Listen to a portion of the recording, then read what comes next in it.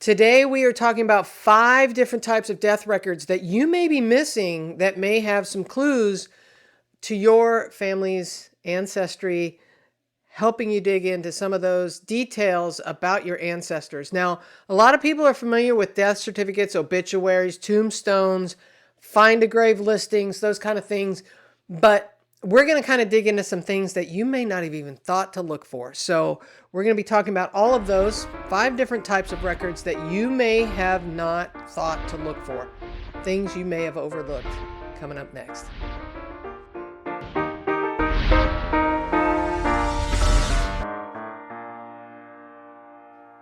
So why death records? Why should we be searching death records? Well, first of all, there are more death records than any other type of record that you'll find for your ancestors. By the time someone has passed away, they have lived a lifetime and they have a ton of records that are left behind. There could be all kinds of things. Like I said before, typically those are obituaries, maybe a death certificate if they're born or if they died in the 1900s. There could be death registries, church records. There's a lot of things, but today we're going to talk about some stuff that you may have overlooked. And yes, there is a handout for this episode. And so for those who are eligible as one of the 3 types of memberships, whether you're on YouTube, you're on Patreon, or you're an Academy member, those handouts at the appropriate level are available to you. Otherwise, you can purchase them at genealogytv.org/handouts. All right, let's get back to it. So I am here on Ancestry, and as you can see, all I have done is I went to the card catalog, right? Card catalog. And I have drilled into birth, marriage, and death, and then I specifically drilled into death, burial, cemetery, and obituaries. You're going to find a lot of stuff here. My recommendation, if you're just looking for death records and you just want to see what's available on Ancestry, go and drill into the location in which you are searching and see what they have. This is, just USA. And so you can see that there are 1,845 different types of records specifically for the United States. But if you start drilling into a specific state, you may, and you've also got counties you could choose from, you may find too that your county is not even listed or etc. Right? So just for the state of California, there's a variety of different types of death records available. Here we have 207 for the state of California. Okay, let's move on to our first type of death record that you may have overlooked now that you've just got some quick and dirty basics. Okay, so I'm going to continue the search for the moment on Ancestry, but what I wanted to show you was I have used the keyword funeral because we're talking about funeral home records. That is our first one. A lot of people overlook this, and a lot of times you can go to the funeral home in which the ancestor, was the service that they used to bury your ancestor. And if they've survived, if the records are still available, you may be able to find those records. There may be a privacy issue, so it just depends on when and where, but you may be able to find funeral home records. And here I just keyed in the keyword funeral home or funeral, and you can see there are funeral home records. Some of them are available on Ancestry. That doesn't mean that they're all going to be available. I promise you they're not. More than likely, you're going to have to go to the funeral home in order to obtain these records. So to give you an example of a funeral home record, I keyword funeral here. I drilled into California and I pulled up Annie Lee Jones, who I was searching for. And you can see information in the index here, but when you drill into the actual record, let's zoom in so we can actually see it a little bit better. There is a lot of information here that may be able to give us some further details about this ancestor. The next type of record we want to talk about is a coroner's inquest. Now, you're not going to find these for all of your ancestors. A coroner inquest usually was created when there was a suspicious or unusual situation or any kind of suspicious type of death where there may have been a crime involved, or something that needed investigating. And a lot of times there was a jury involved. What you're looking at here is an inquest, a coroner's inquest in Florida. And this was a guy who was beaten to death, quite frankly. And so it even says here, by use of a deadly weapon, a blunt instrument, on the head of G.W. Simmons. And so there is an inquest. This is usually part of a legal document, and it is created by a judge. There is usually a group of jurors involved. Here you can see jurors involved where they had gotten a group of people together. They showed them the evidence, and they said that this is likely a murder. And so in this case, this is a coroner's inquest. You may find other situations where there is a coroner's inquest created. You may also just look for coroner records as well, especially if there was somebody was looking for cause of death that might have been created by the coroner's office. There could be coroner inquests. These are going to be held at the county level, so you're going to have to actually write to the county. There's going to be very seldom that you're going to find these on places like Ancestry or FamilySearch. Let's talk about mortality schedules. So these are actually census records for the most part, and in the United States, they were 1850, 1860, 1870, and 1880. And the people that are listed in the mortality schedules were people who died in the 365 days prior to the enumeration date. For example, if you're looking at an 1860 census and you know that your ancestor died the previous year, make sure you take a look at the enumeration date, because if I can't remember what 1860 is, but let's say it's April 1st was the enumeration date. That means from April 1st, I think it was April 1st, up, from the previous year up to enumeration. If a person died within that 365 days prior to the enumeration date, then they may be listed in the mortality schedules. And so this can be very helpful. It can also provide you with more information. So here I am looking at the card catalog on Ancestry, right? Search, card catalog.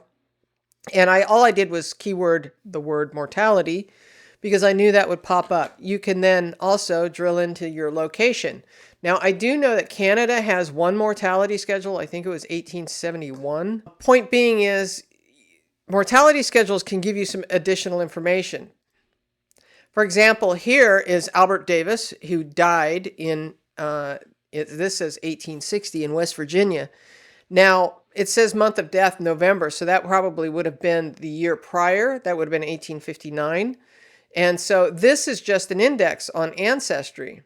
But if we start doing a little bit more research, here's a different Albert Davis who died, and we get a lot more information here. Let me show you. This is the Albert Davis right here on the second line. I think this was 1880. And it gives you a little bit more information. If you pull up the index here, it can tell you that if it's really hard to read, as it is in this case, this gentleman died from the measles in this death date says May 1880. I'm not sure that's exactly right, unless it could be that the enumeration date was June 1st. It says year ending May 31st. Okay, so that makes sense. His estimated birth date was 1859, according to this. But so you may be able to find some additional information by reading through. And by the way, the index doesn't have everything. So make sure you read through everything on the mortality schedules. It's not for everybody. It's not every year that enumeration happened, but keep that in the back of your mind if somebody died just prior to a census schedule. The next thing we want to talk about, and it is pure gold, is estate packages. Now, I'm not talking about just the will. A lot of times you can find the will if a person died with a will, but sometimes people died without a will. That is called, intestate. Testate is with a will, intestate is without a will. And so it could be that your ancestor died with or without a will. It doesn't matter. But a lot of times people will find on Ancestry those wills or maybe on FamilySearch or some other platform. But know that there's probably an estate package that there is to find. So keep in mind, like if there was land of any value when a person died, any assets, that person's going to go through a probate process.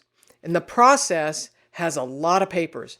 Here you can see where I had gone to the state archives, in this case, and photographed a ton of documents. This happens to be John Henley Sr., I think it is.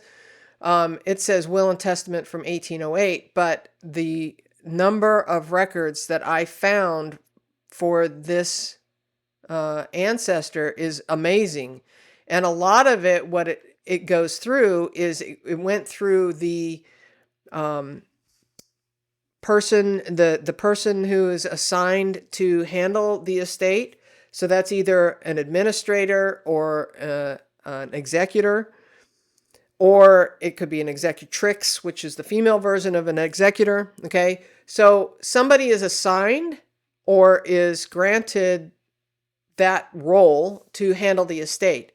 Then the executor or the administrator would go and they would inventory the person's assets. And so that inventory is another piece of paper, a different set of dates, lots of information in it. Sometimes it is an inventory of the household belongings, the feather bed and the cow out back. I mean, it's got a lot of detail and a value assigned to each of those. Then the estate goes into sale or is divided up amongst the heirs. And so it may be that if a person died with a will, then that's already outlined in the will. But if not, then there were certain laws and how that was handled. All of this stuff is documented in the estate package for that ancestor. And so it might be that some of these papers are where the local sheriff is trying to locate people. I mean, there's so much going on in an estate package. This is gold. And I know we have talked about this in other episodes, but a lot of times people will stop with the will. I got the will. That's all I need. And they move on. And sometimes the estate package can have a lot more information. So where do you find the estate package, you ask? One of the best places that you can find an estate package, a lot of times in its entirety, is at FamilySearch using their full text search. So what you would do is you would go to search and you would drop down to full text. And it'll take you to a page like this. Now, you can start your key, like you could put probate in here or last will. You could put keywords in here if you want, and then the name of your ancestor, the county. I would suggest if you're going for an estate package, the county in which they died, county and state, and a year range. Give yourself, like if you know a person died in a certain year, give yourself about 10 years after the death year, maybe even before that. Give yourself a couple years prior to that because they may have written a will prior to. But put all of those date ranges in there because sometimes it takes years for an estate to be settled. And so make sure that you're getting all of the package. Now, a lot of times the first entry that you find is not everything there is to find. So make sure you're going backwards and forwards to get the entire estate package because you're doing keyword research at this point. And it's looking specifically for the keywords that you put in. And the first one it might pop up is in the middle of the estate package. So make sure you're going all the way back to the folder. A lot of times they'll photograph the folder and then all the way to the end until it switches over to another person. Make sure you're getting all of that information. So estate packages with or without a will, I would definitely go after. If a person had land, they likely had an estate. Even if they didn't have land, sometimes there is an estate to find. Okay, the last one that I have to show you is city, county, and or cemetery at the county or local level registries, death registries. Now, these are a little trickier to find sometimes. When you go to Ancestry and go to search and card catalog, right? Here I have drilled into death, burial, cemetery, and obituaries. You can scroll through here, but it's a little challenging to get down to the local level on Ancestry. You could also try FamilySearch, but what I would suggest you do is contact the local county library, because sometimes that stuff has been put into books and put in the local county library. You might also find them for whoever has the death certificates. And so you might find more information at the county level or in larger cities. They might have their own death registries. I think it's Los Angeles has one. California has a whole statewide death registry. But you can find them if you go digging. And so I would suggest that you give that a shot and see if you can find some of those registries. Now, let's take a look at, I was looking at Pennsylvania earlier. Let me dig down to Pennsylvania. Allegheny County, this is the one that's in the example that is in the handout. So here you can see Allegheny County, Pennsylvania. This is U.S. Veterans and Widows Burial and Death Records, 1885 to 1995. So this is technically a registry.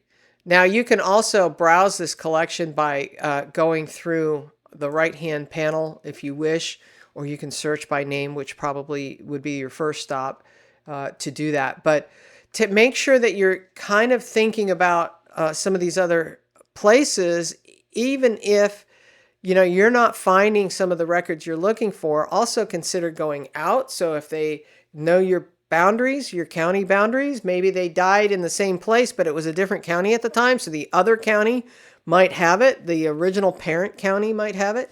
So you kind of have to dig around and do some research and see if you can find some of these county registries.